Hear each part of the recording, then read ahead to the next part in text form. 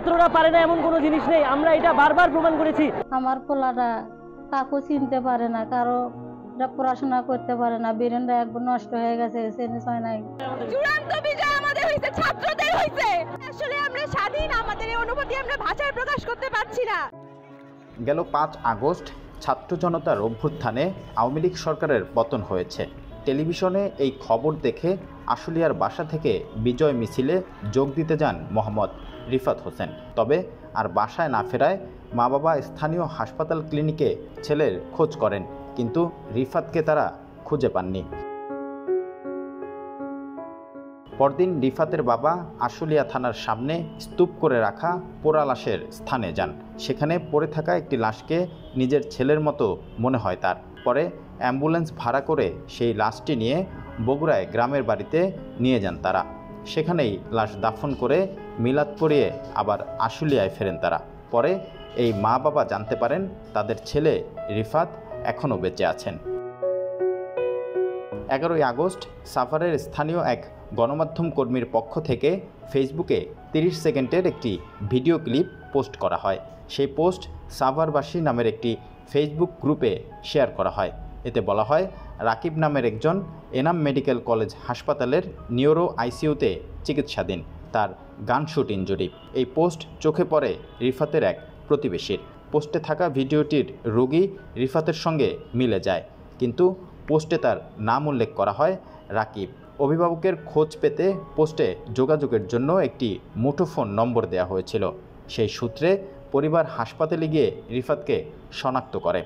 গত 11 August Savar Enam medical কলেজের যে ডিউটি ম্যানেজার আছে ইউসুফ, তিনি আমাকে সকালে ফোন দেন এবং বলেন গত 5 আগস্ট মাথায় গুলিবিদ্ধ হয়ে এক কিশোর সাভার এনাম মেডিকেলের নিউরো আইসিতে চিকিৎসাধীন রয়েছে, কিন্তু তার কোনো পরিবারের সন্ধান পাওয়া যাচ্ছে না।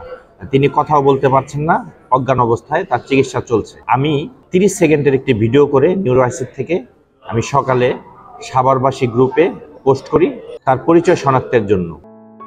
রিফাত বেঁচে থাকলেও মাথায় গুলি লাগায় তার অবস্থা আর স্বাভাবিক নেই। তিনি একা হাঁটতে পারেন না, অন্য কোনো কাজও করতে পারেন না। ঘুমের মধ্যে হঠাৎ কান্নাকাটি করে ওঠেন। মা বাবাকে একবার চিনতে পারেন তো আবার চিনতে পারেন না। আগের কোনো ঘটনাই তিনি মনে করতে পারেন না। চেষ্টা করেও যখন কিছু মনে করতে পারেন না, তখন হাউমাউ করে কান্নাকাটি করেন। আমার পোলাটা কাকু চিনতে পারে না, কারো পড়াশোনা করতে পারে না, ব্রেনটা একবার নষ্ট হয়ে গেছে, সেন্স হয় নাই, ভুল ভালান্তি বলে।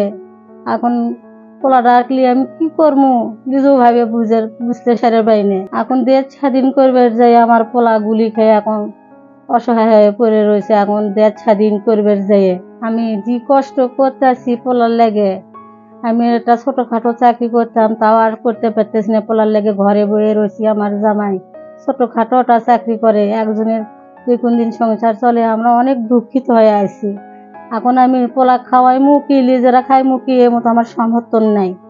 গুলিবিদ্ধ অবস্থায় যখন মেডিকেলে ভর্তি ছিল রিফাত, তো এলাকা থেকে যে যা পাচ্ছে সাহায্য করছে, আবার জামাত ইসলাম থেকেও মানে ওনারা যথেষ্ট পরিমাণ সাহায্য করছে, মেডিকেলের যাবতীয় খরচগুলা ওনারা বহন করছে। তো এখন তো মানে মেডিকেল থেকে বাসায় আসছে, কিন্তু ওর ফ্যামিলির আর্থিক অবস্থা খুবই খারাপ। তো ওর আব্বু আম্মুর পক্ষে মানে ওর চিকিৎসা চালানো বা ওর পরবর্তীতে কিছু একটা করা ওনাদের পক্ষে সম্ভব না।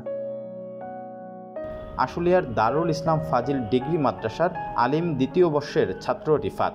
তার ভবিষ্যৎ পড়াশোনা নিয়েও দেখা দিয়েছে শঙ্কা।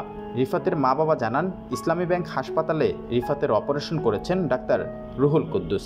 এনাম মেডিকেল ও ইসলামী ব্যাংক হাসপাতাল কর্তৃপক্ষ রিফাতের চিকিৎসা খরচ নেয়নি, কিন্তু রিফাতের জন্য ওষুধ, পুষ্টিকর খাবার এবং পরিবারে থাকা তাদের 11 বছর বয়সী মেয়েকে মাদ্রাসায় পড়ানো, বাড়ি ভাড়া সহ বিভিন্ন খাতে এখন অনেক খরচ হচ্ছে। স্থানীয় রাজনৈতিক সামাজিক সংগঠনের তরুণেরা আর্থিক সহায়তা নিয়ে তাদের পাশে দাঁড়িয়েছেন। সেই সাথে তারা সরকারের কাছ থেকে সহায়তার দাবিও জানান।